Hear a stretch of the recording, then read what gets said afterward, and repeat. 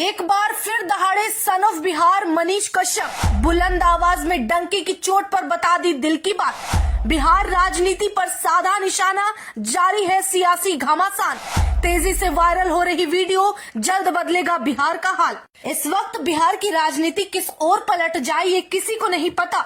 हालांकि कई सूत्रों ने दावा किया है, वहीं मीडिया रिपोर्ट्स जो सामने आ रही है उसके बाद कई परतें खुल रही है और कुछ चीज साफ नजर आने लगी है। एक तरफ जहां उलटफेर और बदलाव का दौर जारी है, वहीं दूसरी तरफ बिहार के बेटे मनीष कश्यप ने एक बार फिर दहाड़ लगाई है। मनीष कश्यप ने वीडियो के जरिए जाहिर कर दिया कि बिहार में सत्ता चाहे किसी के हाथ जाए, लेकिन अब बिहार में राजा का बेटा राजा नहीं बनेगा, बल्कि वो बनेगा जो जनता के लिए सही है, जो उस पद के लायक है। अब एक नई कहानी लिखी जाएगी जिसकी शुरुआत अब राजनीतिक गलियारों में शुरू हो चुकी है। इसे लेकर मनीष कश्यप ने खुद एक वीडियो बनाया और लोगों से शेयर भी किया है। आप उस वीडियो को देख लीजिए और सुन लीजिए।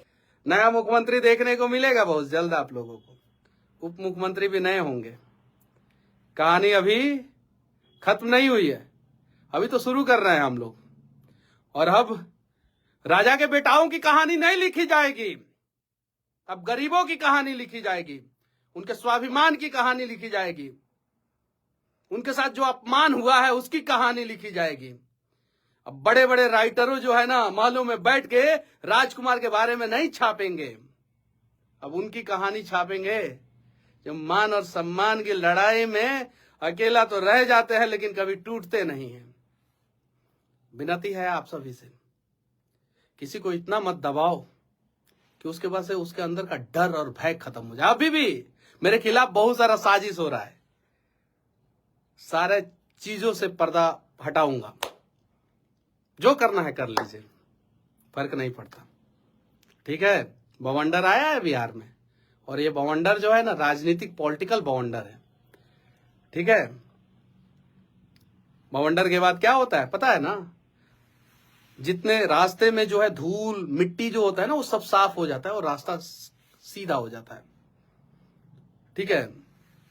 जब भी तुम्हें लगे कि तुम खत्म हो गए हो ना, जब भी तुम्हें लगे कि तुम खत्म हो गए हो ना, तुम्हारे पास कोई ऑप्शन नहीं बचता है ना, तो वहीं से तुम्हारी जिंदगी चालू होती है। और कुछ लोगों ने सोचा था मनीषवा को जेल में डाल देंगे, इसका सारा ऑप्शन खत्म कर देंगे, एनएसए लगा देंगे, 10-10 मुकदमे लगा देंगे और अपने तंत्र के सारे बड़े अधिकारियों को उसके खिलाफ जो है इस्तेमाल करेंगे। आपने हमारे लिए ऑप्शन खत्म करने का प्रयास किया और वहीं से तो हमारी जिंदगी चालू हुई। आप लोगों ने अपने लिए चिकना चिकना सड़क बनाया और हम गरीबों के रास्ते में खड्डे खोद दिया। अरे छलांग लगाना तो आप ही लोगों ने सिखा दिया कि खड्डा को कैसे तड़प के पार करना है। जिस वीडियो को अभी आपने देखा उसमें सन ऑफ बिहार यानी कि मनीष कश्यप बता रहे हैं कि अब राजा का बेटा राजा नहीं बनेगा और राजा के बेटों की कहानी नहीं लिखी जाएगी, बल्कि जो असल में त्यागी और बलिदानी है उनकी कहानी लिखी जाएगी, जिसे पूरा देश देखेगा भी, सुनेगा भी और गौरवान्वित महसूस करेगा।